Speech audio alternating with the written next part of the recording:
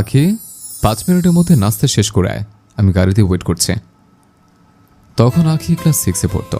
সেদিন আখিকে স্কুলে দিয়ে আমি ভার্সিটিতে চলে যাব। ভার্সিটিতে আসার পর বন্ধুদের সাথে আড্ডা দিতে থাকি। একসময় সবাই প্ল্যান করে ঘুরতে যাব। যেই ভাবা সেই কাজ, সবাই ঘুরতে চলে যায়। আমার মনে ছিল না যে আখির ছুটির পর তাকে নিয়ে বাসায় ফিরতে হবে। দুপুরবেলায় সব বান্ধবীরা স্কুল থেকে ফিরছি, কারণ আয়াজ ভাইয়া নিতে আসেনি। অনেকক্ষণ দাঁড়িয়ে থাকার পর যখন আয়াজ ভাইয়া আসছিল না, তখন সাদিয়া বলল, কী রে, আর কতক্ষণ দাঁড়িয়ে থাকবি?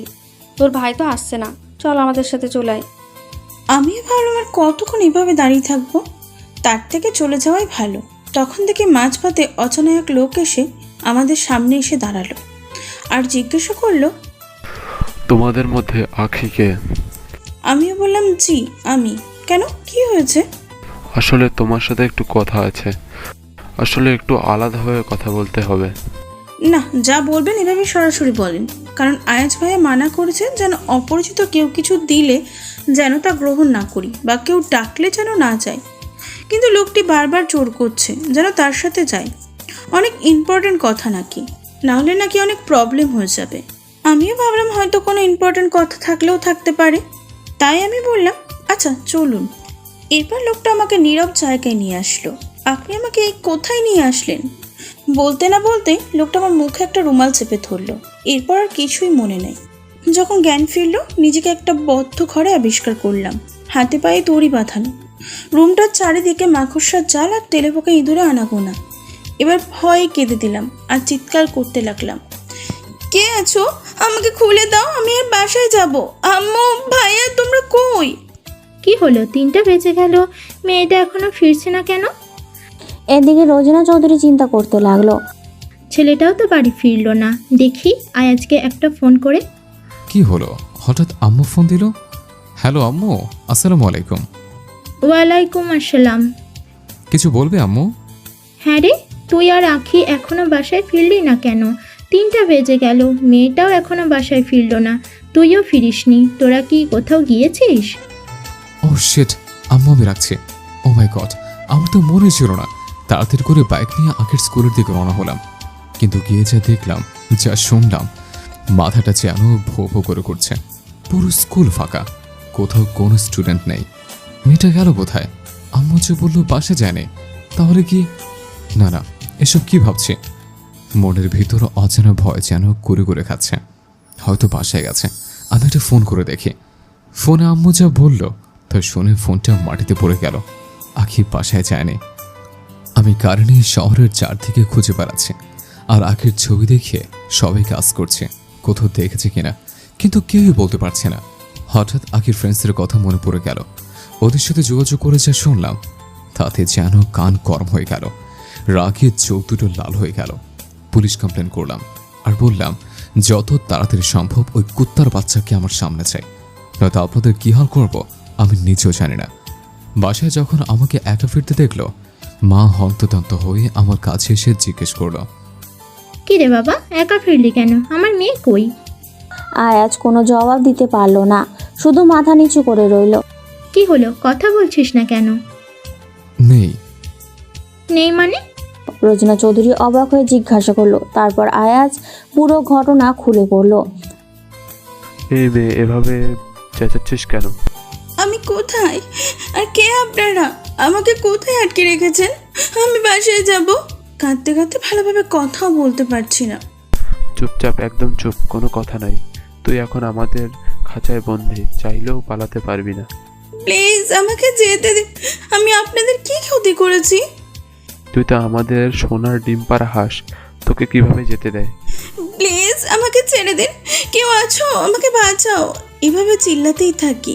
এমন চিল্লাতে দেখে আমার মুখের উপর কয়েকটা থাপ্পড় লাগিয়ে দেয়। এতে যেন কান্নার গতি আরো বেড়ে যায়। চুপ, নয়তো এই যে ছুরি দেখছিস, একদম এই ছুরি দিয়ে জিভ কেটে ফেলবো।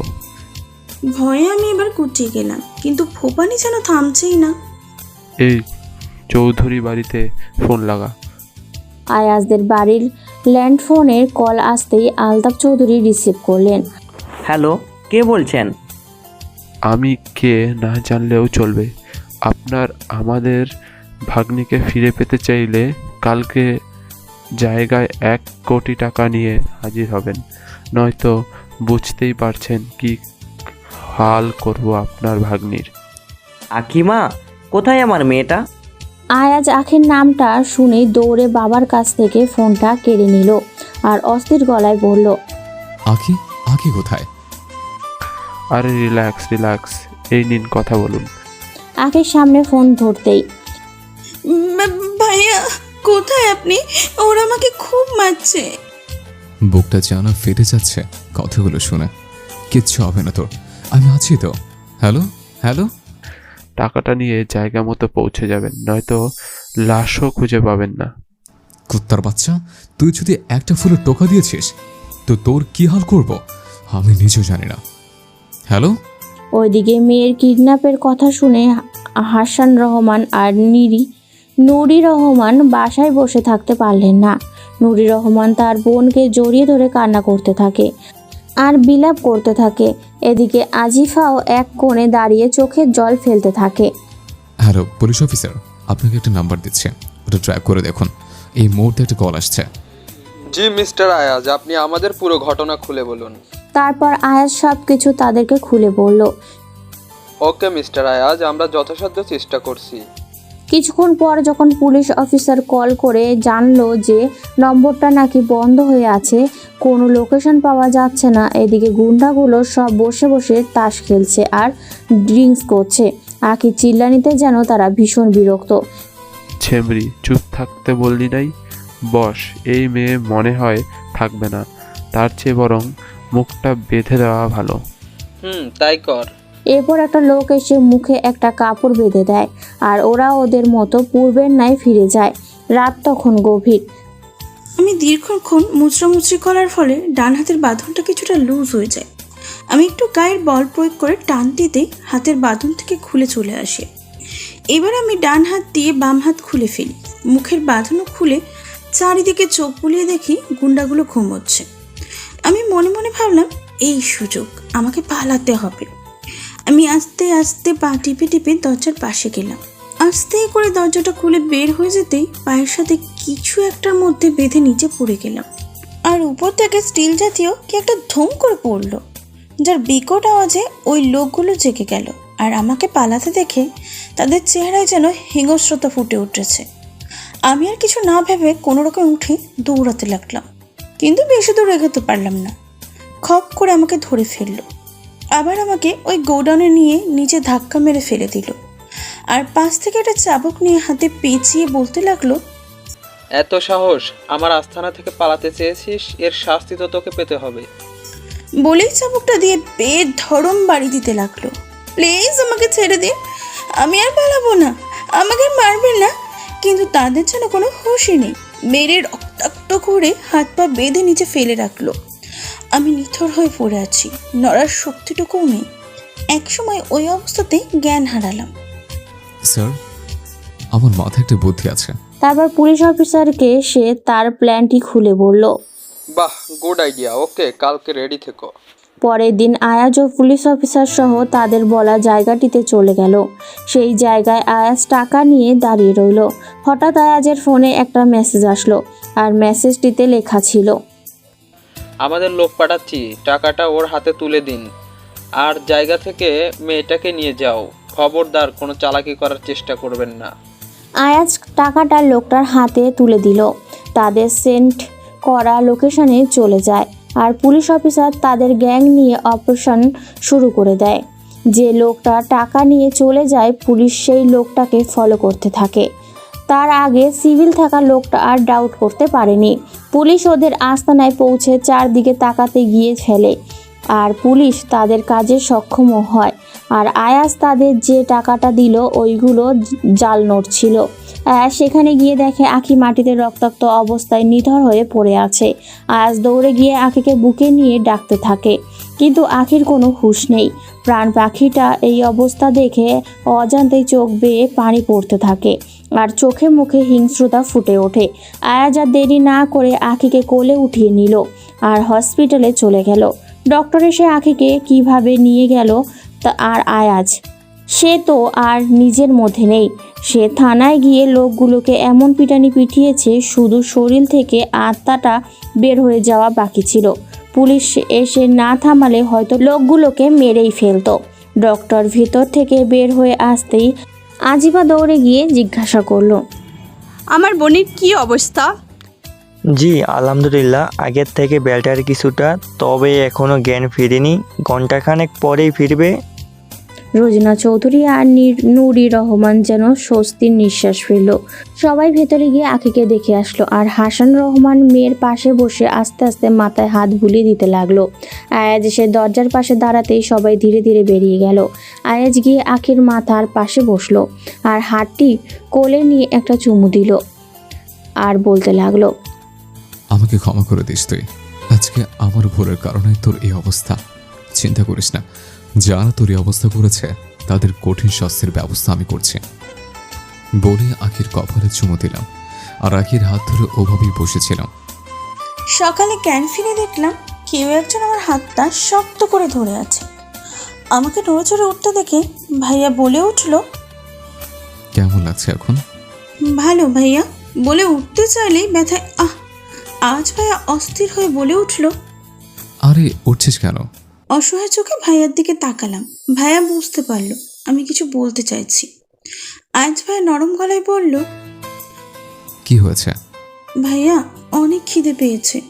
আসলে পুরো একদিনেরও বেশি না খেয়ে আছি। খিদে পাওয়াটা অস্বাভাবিক কিছুই নয়। ভাইয়া হন্তদন্ত হয়ে বলল, ওয়েট, আমি এক্ষুনি খাবার নিয়ে আসছি। আজ ভাইয়া খাবার নিয়ে এসে আমাকে খাইয়ে দেয়। এরপর ভাইয়া মেডিসিন নিয়ে আমাকে খাওয়াতে আসতেই শুরু হয়ে গেল ঝামেলা। কারণ মেডিসিন আমার দুই চোখের শত্রু। দুনিয়ায় সব কাজ করতে রাজি, কিন্তু মেডিসিন খেতে নয়। ভাইয়া ব্যাপারটা বুঝতে পেরে বলে উঠল, দেখ আখি, এমন করে না। লক্ষ্মীটা আমার, খেয়ে নে, নত তাড়াতাড়ি সুস্থ হবি না। কে শোনে কার কথা? একটাই জিত, খাবো না মানে খাবো না। আয়াজ ভাইয়া এবার আর না পেরে এক হাতে মুখ চেপে ধরলো আর অন্য হাতে মেডিসিনগুলো মুখে পুরে দিল। পানির গ্লাস নিয়ে মুখের উপর দিয়ে চেপে ধরে রাখলো। এবার আমি পড়লাম গ্যারা কোলে। আর না পেরে পানি খেয়ে নিলাম আর কটকট করে ওষুধগুলো পেটে চলে গেল। আমি মুখ ফুলিয়ে ভাইয়ের দিকে তাকালাম। আয়াজ ভাইয়া মুচকি হেসে বলল, গুড। কয়েকদিন পর হসপিটাল থেকে রিলিফ দেওয়া হয় আখিকে। বাসায় আসার পর সবাই সেবা যত্ন প্রায় অনেকটাই সুস্থ হয়ে ওঠে। ওই ঘটনার পর থেকে আয়াজ আখির প্রতি আরও অনেক সিরিয়াস হয়ে যায়, আর এক সেকেন্ডের জন্যও যেন এখন আর একা ছাড়ছে না। তাই তো মেলায় যাওয়ার কারণে এত রেগে গিয়েছিল। দেওয়াল ঘড়ির ঢংঢং আওয়াজে ভাবনার জগৎ থেকে বেরিয়ে আসলাম আর গিয়ে শুয়ে পড়লাম। সকালে ঘুম থেকে উঠে নামাজ আদায় করে নিলাম, এরপর জগিং করতে চলে যাই। আজকে একটু তাড়াতাড়ি চলে আসলাম কারণ বাইরে গুড়ি গুড়ি বৃষ্টি হচ্ছে। আকাশে অনেক মেঘ, মনে হচ্ছে মেঘেরা সবাই একসাথে প্রস্তুতি নিচ্ছে একসাথে বর্ষণ হওয়ার জন্য। ফিরে এসে ব্রেকফাস্ট করতে এলাম, হঠাৎ নোটিশ করলাম আঁকি নেই। আসিফা, হ্যাঁ ভাইয়া, কিছু বলবে? আঁকি কই? ওকে টেবিলে দেখছি না যে। তখন আম্মু বলে উঠল, সে আগেই নাস্তা করে চলে গেছে, আছে হয়তো কোথাও। হঠাৎ? নিশ্চয়ই তোর ভয়ে। মানুষ যেমন বাঘের কাছ থেকে দূরে দূরে থাকে, মেয়েটাও তেমন তোর কাছ থেকে দূরে থাকলেই বাঁচে। আখের কাছে তো তুই বাঘের থেকে কম কিছু না। সবাই হেসে উঠল। আলতাফ চৌধুরী বলে উঠলেন, কথাটা মন্দ বলো নি রোজিনা। আয়াজ মনে মনে বলে। আসলে মেয়েটা এত ভয় পায় আমাকে। মনে মনে হাসে। আজিফা বলে ওঠে, আম্মু, বাইরে তো মনে হয় প্রচুর বৃষ্টি। তাই তো দেখছি। আম্মু, আজকে কিন্তু খিচুড়ি রান্না করতে হবে। বৃষ্টির দিনে খিচুড়ি খাওয়ার মজাই আলাদা। সাথে ভাজা পোড়া হলে তো আরও তো কোনো কথাই নেই। বাপরে বাপ, তোর কথা শুনে মনে হচ্ছে রেইনি সিজন চলতেছে। পরে তো শীত। আলতাফ চৌধুরী বলল। আমিও তাই ভাবছি, মাঘ মাসে এ কেমন বৃষ্টি। রোজিনা চৌধুরী বললেন, এমন বৃষ্টি মাঘ মাসে একটু আধটু হয়, ব্যাপার না। সবাই খোশ গল্প করে নাস্তা করে যে যার রুমে কাজে চলে গেল। শনিবার হওয়ায় অফিস অফ, তাই আয়াজ একদমই ফ্রি। আর এইদিকে বৃষ্টি হচ্ছে দেখে আখি আর স্কুলে যাচ্ছে না। আসলে যাচ্ছে না বললে ভুল হবে। প্রতিবেশী ফ্রেন্ডরা কেউ স্কুলে যাচ্ছে না দেখে সেও আর যাচ্ছে না। আর তাছাড়া সাদিয়া, আরোহী, রিয়া, বৃষ্টি ওরাও ফোন করে জানিয়েছে ওরাও নাকি যাবে না। তাই মহারানী আর আজ যাবে না। আসলেই বয়সটা তো এমনই। আয়াজ ওপরে বসে বসে বই পড়ছে আর কফি খাচ্ছে, কিন্তু বাইরে বাচ্চাদের চেঁচামেচির জন্য বইয়ে ঠিকমতো মন বসাতে পারছে না। তাই উঠে ব্যালকনিতে গেল দেখার জন্য। গিয়ে দেখলো আয়াজের চক্ষু যেন চড়ক গাছ। গিয়ে দেখলো বৃষ্টির মধ্যে কিছু ছেলেমেয়েরা একসাথে ফুটবল খেলছে। OMG, এগুলোর মধ্যে তো আমাদের ইবলিশটা আছে দেখছে।